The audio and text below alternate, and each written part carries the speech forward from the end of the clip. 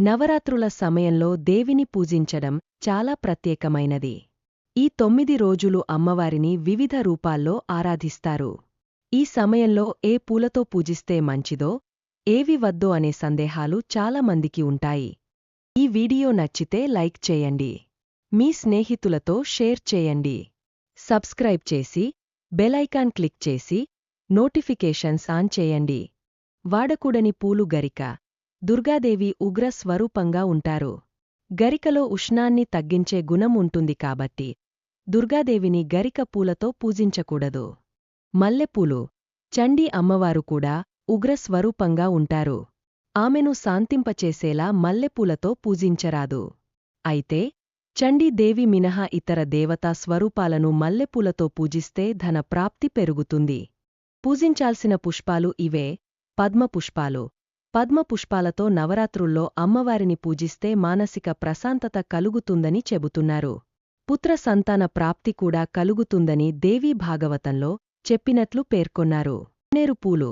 దేవీ నవరాత్రుల్లో అమ్మవారిని గన్నేరు పూలతో పూజిస్తే మంత్రసిద్ధి త్వరగా కలుగుతుంగదని చెబుతున్నారు. సన్న జాజిపూలు. వాక్శుద్ధి ఉండాలంటే సన్న జాజిపూలతో అమ్మవారిని పూజించాలని చెబుతున్నారు. తుమ్మిపూలు. తుమ్మిపూలతో అమ్మవారిని పూజిస్తే అన్నపానాలకు లోటు లేకుండా ఉంటుందని చెబుతున్నారు. జిల్లెడు, ఎర్ర తామర పూలు. నవరాత్రుల్లో దుర్గాష్టమి రోజున జిల్లెడు పూలు, ఎర్ర తామర పూలతో అమ్మవారిని పూజిస్తే మన కోరికలు వెంటనే నెరవేరుతాయని దేవీ తంత్రం అనే గ్రంథంలో చెప్పినట్లు పేర్కొన్నారు. పారిజాత పుష్పం.